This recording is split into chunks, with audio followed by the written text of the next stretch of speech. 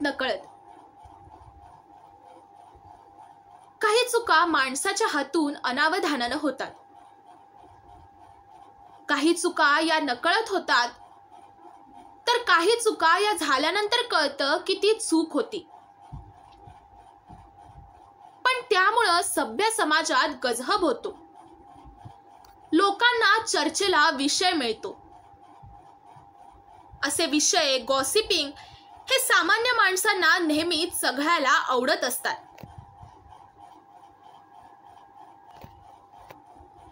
त्यामुळे निंदा नालस्ती हा ज्या संस्कृतीचा पायाच आहे, अशा चित्रपट क्षेत्रात या विषयावर आलेले चित्रपटही चांगलेच चालतात.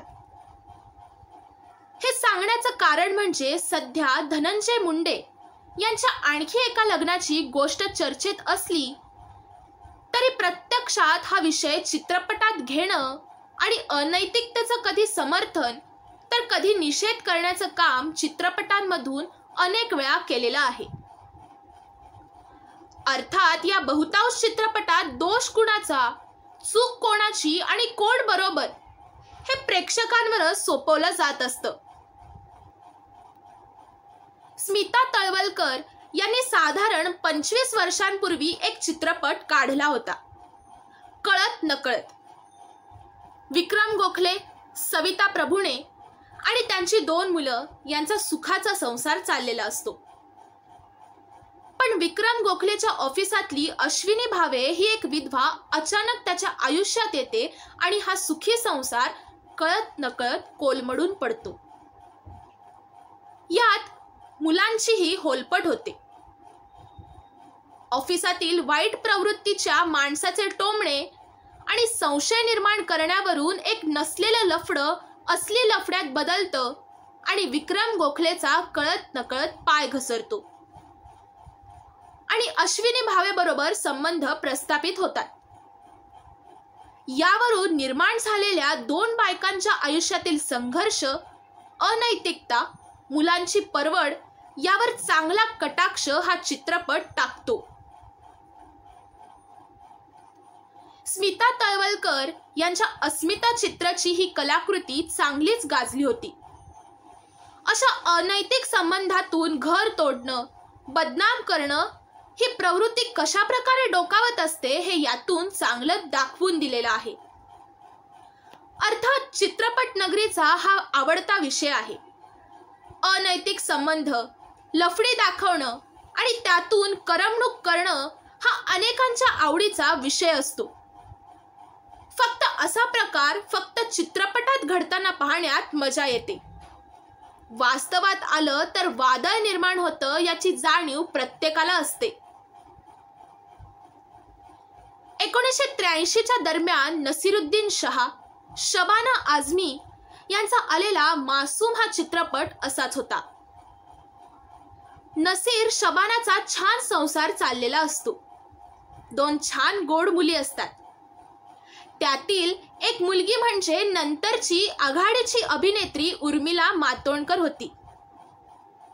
त्या सुखी संसारात एका पत्रानं वादळ येतं. नसीरचं कामानिमित्त बाहेर असताना सुप्रिया पाठकशी संबंध येतात आणि त्यातून एक मूल जन्माला येतं. तो मुलगा मोठा झाल्यावर सुप्रिया आजारानं मरते आणि मरणापूर्वी एक पत्र नसीरला पाठवते आणि तुझ्या मुलाची आई असल्याचं कळवते. यामुळे त्या मुलाला स्वीकारायचं की नाही यावरून बराच गोंधळ होतो. त्याला घरात आणलं जातं. मासूम निरागस मुलं एकत्र आनंदित असतात, पण तो सावत्र आहे, आपल्या पतीकडून प्रतारणा झालेली आहे ही भावना मात्र मनात शिल्लक असते. याचं छान चित्रण या चित्रपटात केलेलं आहे. शेखर कपूर सारख्या अभ्यासू दिग्दर्शकाची ही दमदार कलाकृती होती. गुलझार यांच्या पटकथा आणि संवादांनी हा चित्रपट चांगलाच गाजला होता. पण अशा तऱ्हेचे अनेक चित्रपट चांगलेच गाजतात आणि प्रेक्षक डोक्यावरही घेतात. काही चित्रपट अस्सल गावरान विनोदी ढंगाने रंगवले जातात. त्यातही प्रेक्षक गुंगून जातात. यामध्ये दोन बायका फजिती ऐका अशा नावाचा 1980च्या दशकात अनंत माने यांनी दिग्दर्शित केलेला चित्रपट होता. यात अशोक सराफ, उषा नाईक आणि कामिनी भाटिया यांच्या प्रमुख भूमिका होत्या. लग्न झालेला अशोक सराफ एका तमासगिरणीच्या प्रेमात पडतो आणि तिच्याशी लग्न करतो. मग तिला घरात घेऊन आल्यावर या दोघी सौतींची भांडणं हा नुसता विनोदाचा भाग. पण या सततच्या भांडणाला कंटाळून तो पळून जातो आणि दोघी सौती अगदी प्रेमानं एकमेकींचं करू लागतात.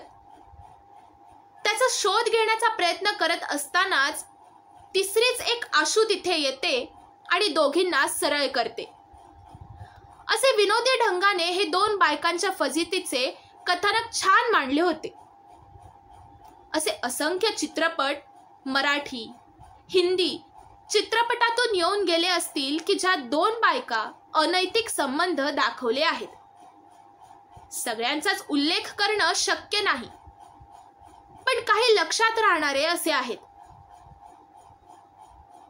1996ला गोविंदाचा साजन चले ससुराल हा चित्रपट असाच. करिश्मा कपूर आणि तब्बू या दोघींशी लग्न करून वेगवेगळा एकनिष्ठ पती असल्याची कसरत तो करतो तेव्हा बघताना खूप मजा येते. स्मिता तळवलकरची निर्मिती असलेला आणखी एक चित्रपट असाच विनोदी ढंगाने घेतला होता.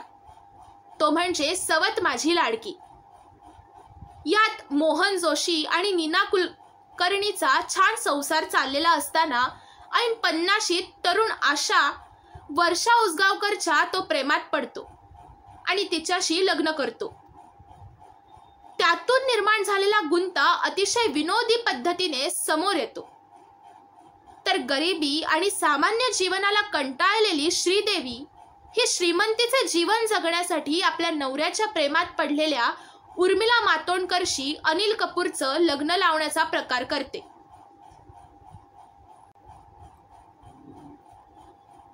त्या बदल्यात 1 कोटी रुपये घेते आणि चक्क नवऱ्याला विकते.